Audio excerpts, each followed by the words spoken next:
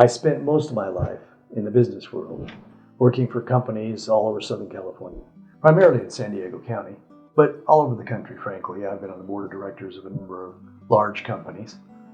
I've learned a couple things about business, and storytelling has a place when you're trying to convey a message. So over the years, in speaking to planning commissions and city councils, I've told stories, often heartwarming stories about family, sometimes about adventure, or sometimes about some business opportunity.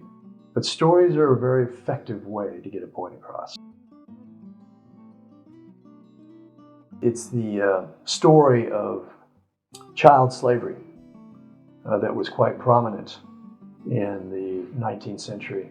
And sometimes it brought tears to my eyes to hear the stories of children working in the mine at such a young age, neglecting their education. In his case, he had learned to read before he actually went into the mine. Learning that story made it easier for me to write about it. And of course, in this story, there's romance and there's interpersonal relationships that are all fictional.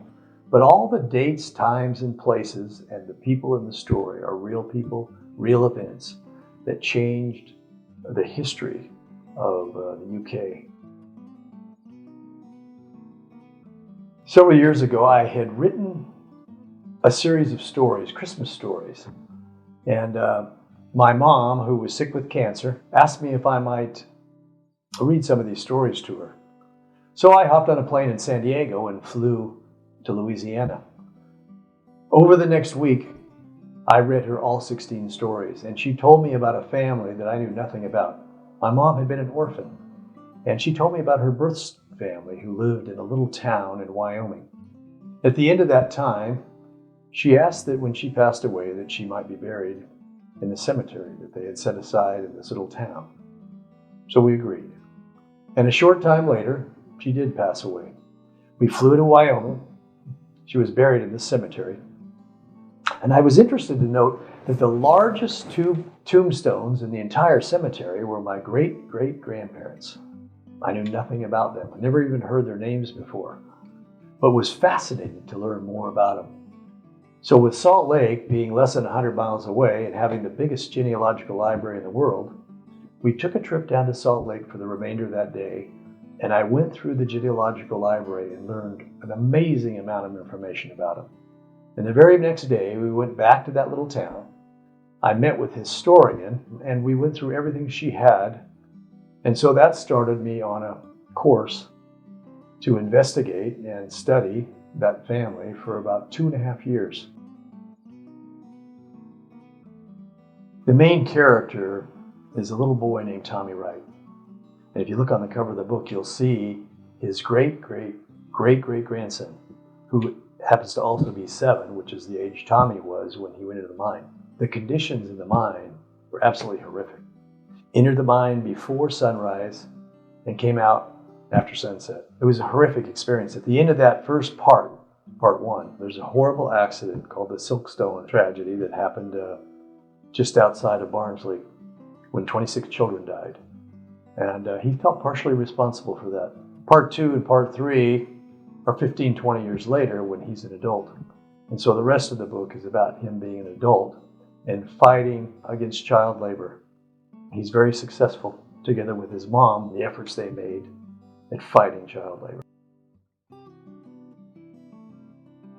Well, uncovering the mystery of people's lives that have gone before has been a fascinating experience for me. And then trying to imagine how they lived their lives and fictionalizing their interpersonal relationships has been very interesting. As far as where I like to write best, I have a little home down on the beach in Cabo San Lucas, which is on the tip of Baja, which is a part of Mexico that's pushed into the Pacific Ocean. It's a quiet place, but often I'm there by myself, and I can surf in the morning and then spend the afternoon quietly, alone, writing. And the world is as close as Elon Musk's satellite. And I can find out just about anything I want to find out that helps me in my research and writing the story. I think if I were going to tell someone or give advice to someone about writing a book, I would want them to be passionate about their subject, want them to be interested in the characters that they're writing about, want them to understand that they have to develop an arc of development of those characters. Study your characters, study the subject, and learn how it's done by the masters. Read, and you'll become a better writer. Best bet is to find it on Amazon, where 70% of all books are sold.